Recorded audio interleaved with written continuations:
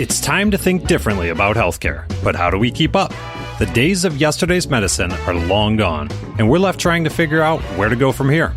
With all the talk about politics and technology, it can be easy to forget that healthcare is still all about humans. And many of those humans have unbelievable stories to tell. Here, we leave the policy debates to the other guys and focus instead on the people and ideas that are changing the way we address our health. It's time to navigate the new landscape of healthcare together and hear some amazing stories along the way. Ready for a breath of fresh air? It's time for your paradigm shift. Welcome to the Paradigm Shift of Healthcare, and thank you for listening. I'm Michael Roberts here today with my co-hosts Scott Zeitzer and Jared Johnson. Today's episode is the first in a three-part series we're doing, a marketing refresher series, where we're going to be guiding you through parts of your digital marketing that tend to get neglected or forgotten, but they are vitally important to your online presence. Guys, are you ready to jump in? Oh, yeah. All righty, here we go. I was very enthusiastic. I like it. Here we go. This whole series idea kind of came up from some conversations that we've been having internally and conversations we've been having with clients. You know, there are different people and companies and hospital systems and all these different types of organizations. They've gone into survival mode at some point during the pandemic. You know, 2020 was absolutely crazy. So we're just going to put our heads down and just do the best we can to get through. And you know, maybe they're at a point where they're starting to come back out of it. We are starting to get some vaccines out there in the world. So, man, things are starting to look hopeful out there. But things have changed a lot within organizations. They've changed a lot online. So maybe people aren't even aware that changes have happened. Maybe they aren't even aware that some of their online properties are in the state that they're in. So we're going to take a look at 5 things. And we're going to specifically look at search engine optimization for today's episode. You know, there are so many different parts to marketing that you can kind of very easily stay at a very high level, you know, and just stay in strategic mode all day long. But it's really critical to actually start getting into some of these specifics because, man, this is where you can really lose. You know, you can really miss out on a lot of opportunities, which brings me to my first one. Make sure your website is visible from search engines, please. Like, you'd be surprised at how many organizations are just like missing this point. They forgot to turn that button off when it launched. It didn't have that Yoast SEO setting correct, or it didn't have the robots.txt file correct. Please go back and check. Have somebody on your team who knows about this stuff. Go back and check, because this is one of those simple, silly things that gets overlooked. But guys, we've seen it happen with some fairly decent sized organizations. Yeah, you know, I was going to jump in and say that, you know, I know that some people, when you're listening to this one particular statement, you go, nah, couldn't be me. And we're not going to embarrass any of the organizations we spoke to, but 2 of the organizations, we literally had to jump out and go, whoa, did you guys know? And they were flabbergasted as to how it happened. Stuff happens, fellas, and it's all automated. So really, take the time to just do a quick check on that one. Not a hard one to check, but important, right, Michael? You know, we use different tools to measure how well a site's ranking and how much traffic a site's getting, all that fun stuff. And you likely have, you know, all these kinds of tools on your end as well. One of the things that we look for is how much search volume are you getting? How much attention are you getting? And when this change happened, when these blocks happened on the website, I mean, there are folks that are going from thousands and thousands of search, you know, opportunities. They're ranking for this much for searches that would generate maybe this many searches, and it completely disappeared within the course of a month. In SEO words, like terms, that's overnight practically to lose that much ranking value that quickly. So it's totally preventable. Please go check. Please don't end up in that scenario. One of the other things that you should definitely be paying attention to when it comes to your search engine optimization. We've already kind of started talking about it, but let's dig into it a little bit more, is this whole concept around search volume. This has to do with, and I kind of shudder to throw this word out here because people have a lot of assumptions when you say keywords. Keywords. Oh, that's a thing you just have to put in your page a whole bunch of time, and that's how you rank for stuff, right? It's like, no, please. That stopped working like 15, 20 years ago at this point, everybody. And I know that a lot of people are at very different levels of sophistication. Like I said, it's not the only thing that you have to worry about in your marketing challenges from day to day. But again, this is stuff that we still run into where you have these kinds of conversations. But okay, here are the different search terms that you're trying to rank for, these words that are relevant to your business. If somebody's asking for this question, man, it'd be great to have your company show up first. But you can't get all of those terms. You can't actually rank for all the things. So you have to make sure that you're actually prioritizing here. That leads to a lot of questions of how do you do that? And yeah, it's very, very common to get that question of, okay, how do we get all of those? And you print out the keyword report and you hand it to the client or to a stakeholder and they're like, yep, they all look good. Let's do them all. And that's just the beginning of the conversation. And you're right. Like part of what we're talking about is how have these basics changed? How have these building blocks of digital marketing changed? We're talking about paradigm shifts, right? Not just of healthcare itself, but how we approach it in our marketing. So yeah, you're right. There's been an evolution. It did used to be a lot simpler, at least, like fewer steps and fewer things to check on a regular basis to rank in a certain way. But we think about how much volume there is on the internet now compared to when that used to be all you had to do.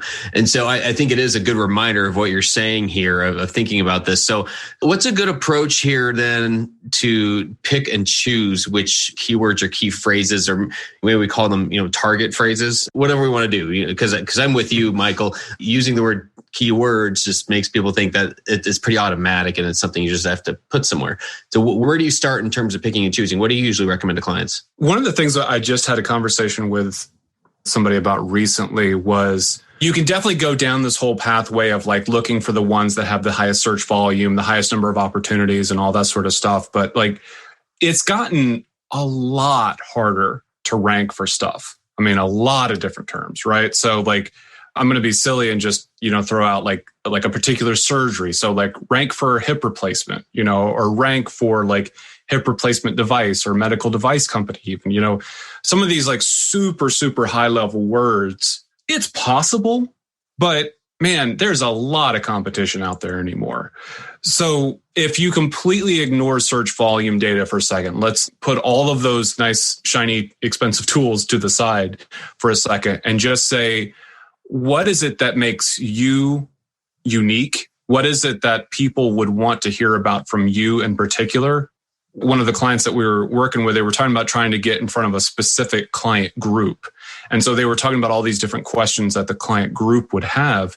And if you're trying to do that at sort of that macro level, like rank for hip replacement or rank for this, it's like you're going to have a long slog before you ever get to that, to any sort of like ranking impact. But, if you can talk about what does hip replacement look like for patients in this particular area and in this particular scenario, it's a much, much, much more specific kind of scenario. And your opportunities are much higher of actually getting somewhere in search. So you do have to balance that out with like, am I going to have more than 2 people this year search for that? But there really is like, man, there's too much stuff out there right now that's very broad level. You have to get focused on what matters most for your business. Yeah, just to jump in on that, it's at so many different levels. So when I talk to a practice, most orthopedic surgeons will want to be found for orthopedic surgery. It's like, yeah, really? Do you want to be found for everything in orthopedics? And of course, the answer is sure. And I go, Colles fracture? You want to be the number one provider of Colles fractures? And for anyone who doesn't know, that's a wrist fracture, and practically any orthopod could take care of most common Colles fractures. And no, they don't want to be number one for that. Do them, but it's not exactly a profit center. And you move up the ladder, like when you're working with larger companies, you don't want to be found for everything. It really is about this relevance. Like, where is the real win? It's not being found for everything. You don't want to be found for everything. There's specific things that you want to target. If you find that right balance between volume and relevancy, I think you'll end up with a better successful plan. Well, Scott, you nailed it there in terms of one of those factors is how important is it to your business? What's the contribution margin on any certain procedure when we're talking about a surgical group? Being able to know those things, that is absolutely where these questions ought to start. And also the uniqueness, Michael, to what you were speaking to, where you were going with it too, of can you rank locally? Can you rank in your area highly, position 1, position 2? I mean, the thought was, I still remember these days, when it was probably 9, 10, 11 years ago, where you'd hire an SEO company and they would get you, if you were anywhere on page 1, 2, or 3, they were like, hey, this is a good result. And then there were the days where even anywhere on page 1 was a good result. And now the numbers are significant in terms of the drop off of clicks you get after position 3. You really got to focus. It's just another reason to really go through this effort, if you haven't done it in a while, of narrowing down and focusing on the ones that you really can just be number 1 or 2, maybe number 3. And you're right, it's not going to be all of them, and you don't want them all. It's funny, and we are all wired like this. All of us are impatient. So when you're doing those searches, unless you're really into something, we just think of yourselves, out there listening when you're doing a search. I mean, how many times do you go to page 2 or 3? Not often, to put it mildly. You're looking very quickly. You're seeing if something matches. If not, you're either trying to retype it or give it up, et cetera. So I agree with that. That's why, again, it goes back to, when Michael got started with this thing, it really is get more specific about what you want to be found for, and you'll have a lot better chance of being found. And yes, don't type in hip surgery 14 times on your homepage. It's not going to help anyone. You might annoy people. The white text on white background kind of stuff. Those are some of my favorites, Yeah, those are. Go retro. Yep. Retro black hat. The 90s. You're right. Everybody, I always appreciate that you tune in, that you're listening to the show here. I wanted to let you know that we have set up a new newsletter that you can get to at paradigmshift.health. That's paradigmshift.health. You can go there, and the reason that we've got this newsletter is that we like to send out a few extra pieces of information with the show. We also have a full transcript for every single episode that we do, and we can let you know that through email. We can let you know also if we have like a good quote card to be able to show for every episode. So check that out if you'd like, paradigmshift.health. Thanks so much. I wanted to bring up something else, guys, quality score. It's something that, frankly, Michael taught me.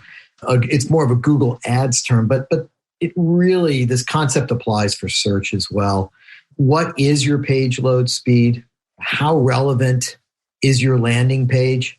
You can get found for whatever, I'll be silly, jumping jacks, but if there's really no good quality information on there, what was the point? And if it took forever to download and nobody actually took the time to read it, again, what was the point? Yeah, there's so much that's changing too around, like you said it kind of quickly there, but like the way that page speed is happening, like there's so many, upcoming factors around how Google's making some changes around this. And, things like how long does it take for your main content to show up? Like even on mobile devices, like where you're not just seeing the background, you're not just seeing stuff just slowly coming on. When you're loading up that page, does your content shift as, additional images come in, or those 15 banner ads, pop in to push all the content down? Annoying things like that. Like a lot of the things that annoy you as a visitor, like when you go on, I don't think we ever have to worry about potentially losing the advertiser of Forbes, on this particular podcast. But Forbes is like one of the worst. You go there and it's like pop-up after pop-up, pushing things down. And those kinds of sites that you go to all the time where it's just so annoying, that's now going to be a factor that ranks against you. Like you have to fix that kind of stuff. And, Google's really pushing for that to happen this summer. Maybe it'll be this fall before it actually lines up. But there's a lot happening on the technical side that you have to be on top of. Yeah, we do a lot of marketing acquisition audits, for surgeons. They're called patient acquisition audits. And part of it is just as simple as page load speed, both desktop platform and mobile, because guys, we've all been on the phone. If it's taken too long to download, I don't know about you guys, but I'm gone. I have no patience for it. I'm out. I think there's always somebody's trying to hack me or something, or I'm just too busy to deal with it, et cetera. And yeah, I don't go to Forbes anymore because I had to fight too hard just to read the information. Yeah. And I think, another important component of this when we're thinking about quality score is one that hopefully we don't have to really mention, but hey, we're talking about kind of dusting off all the things you don't think about. Mobile, optimized for mobile. So it should have been literally a box that was checked, many, many years ago for any site out there, but there are still sites that aren't. So having some type of responsive design that accounts for mobile devices of pretty much all screen dimensions. Yeah. It was so easy comparatively 8 to 10 years ago when there was the iPhone 3 and there was 2 Android phones on the market, where it was, okay, well, there's just those couple of screen dimensions, and you could either create just a different version of the page at those dimensions, but you only had to account for like 2 or 3.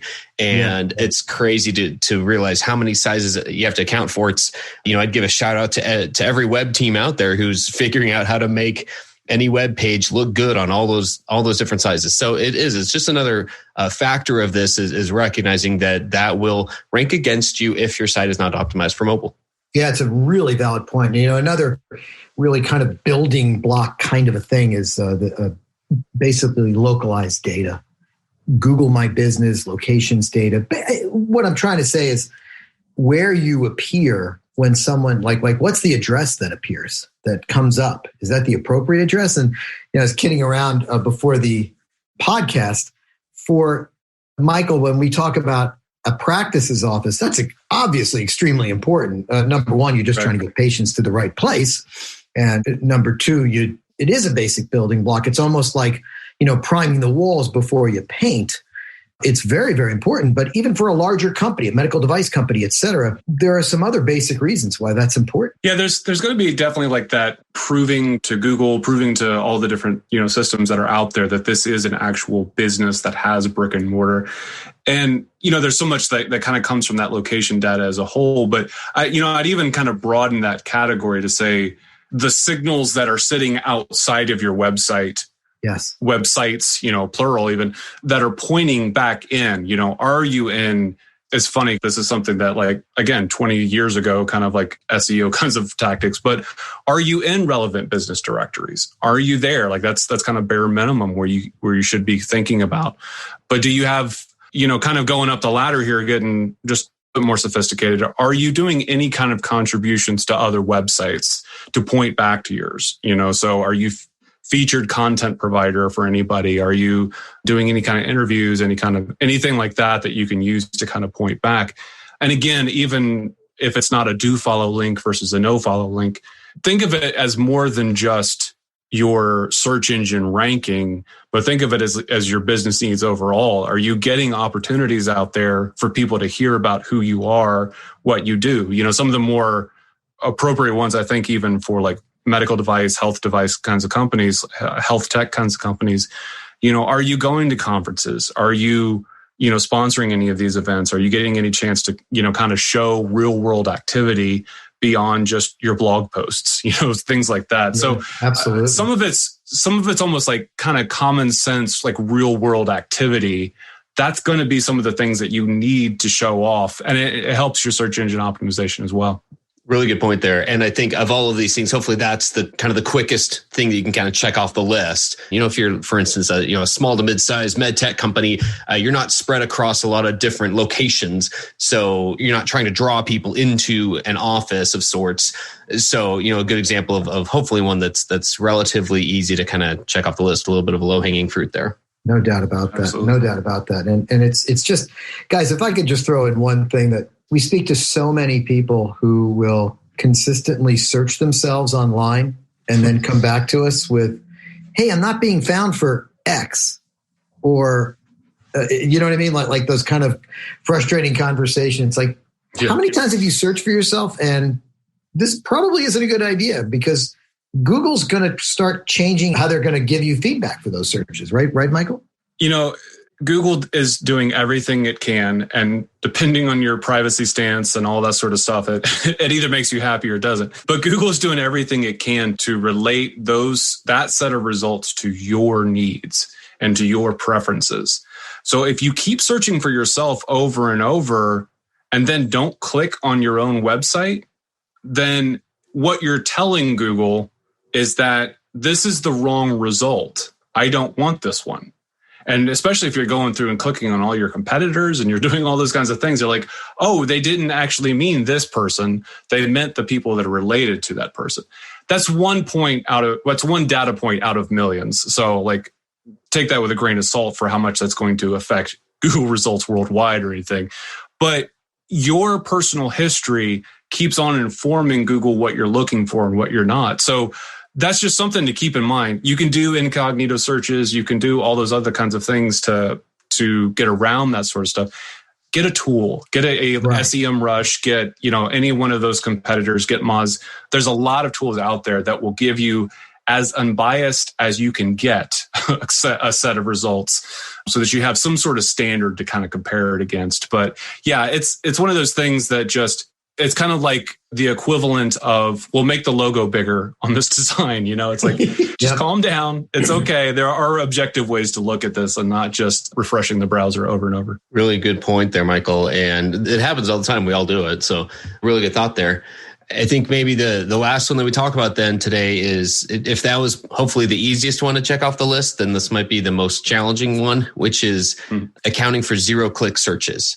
So zero-click in a nutshell are any searches that someone does that they end without you clicking on a result from the results page to a website. So as of, I can't remember, it's been a little more than a year now, I want to say, year and a half-ish, where we hit a tipping point with overall traffic, at least with Google searches, that more than 50% of those searches ended with 0 clicks. And that's why this is significant, is because it just keeps trickling up, because it's in Google's best interests to not have you leave the Google results page, because they want to show value to their advertisers. So they're going to continue doing that, where if they can get away without having somebody to click to your website, there's all sorts of folks, Rand Fishkin is one who always writes about this. And I love reading it because he's always just pointing out those kinds of things that you want to be aware of. But there's a couple of ways to attack it. In a nutshell, it's just something that you want to account for when you are looking at what pages what keywords, kind of back to that thought, what do you want to rank for? One of the easiest ways to think about it are featured snippets. So anywhere on a Google search engine results page, so we like to call those in SEO terms the SERP page, the SERPs, search engine result page. Anywhere on there where there's information without you having to leave that page to get the info. So for instance, like right now, I'm typing in, where can I get a COVID vaccine? And there's a whole common questions area. There's 4 questions underneath it. How much does a COVID vaccine cost? And then you can click the little caret next to it and it'll give you the information right there. I don't have to click anywhere. So perfect example of what zero-click search is like. What we want to account for are which one of those makes sense for us to try to get featured in. And it's just part of the strategy that we want to look at. There might be some that just make a whole lot of sense for certain questions, but this is typically a place where you're going to look at trying to answer a certain question. I would still say thinking about what questions you can answer most easily, or you really can't own that answer, that you have good information or good content or good way to answer it. Those are probably the best places to start. That's what Google likes. It likes a question and answer format to pull that into a featured snippet. So that is usually just part of your checklist of like, hey, are there any questions that we can put in a question and answer format? There's a little bit of markup you can add to the code that just gives Google another signal of like, oh, hey, maybe that's the information we ought to use to answer that question when somebody searches for it. So yeah, just another part of it. It can be pretty time consuming, but it's a good one just to think of like, hey, why aren't we listed in that area? Why aren't those questions coming from our website? Well, there is a way to do that. So we've got 5 things here that we talked through. Just to recap, make sure that your site's visible. Check out the way that you're targeting your keywords. What's your strategy there? How are you trying to get people to your site? What we're calling quality score. So everything just from your coding to the way that your site's loading, all that fun stuff. External signals that may include a lot of things like Google My Business for you and that sort of thing. And then this zero-click thing that's kind of really gotten more important. These may be strategies you already know. You may have already heard of these things. If you have several websites, if you have more than one, especially this is where it becomes really important because you have to keep repeating this process. So again, a lot's changed. We've had a pandemic. There's a lot of things that have happened in the meantime. take a look. Take a moment, and we'll leave you with that, with just, go take a look, go refresh yourself on how these things are doing. Thanks so much for listening. Thanks again for tuning in to the Paradigm Shift of Healthcare. This program is brought to you by Health Connective, custom marketing solutions for medtech and pharma. Subscribe on Apple Podcasts, Google Play, or anywhere you listen to podcasts.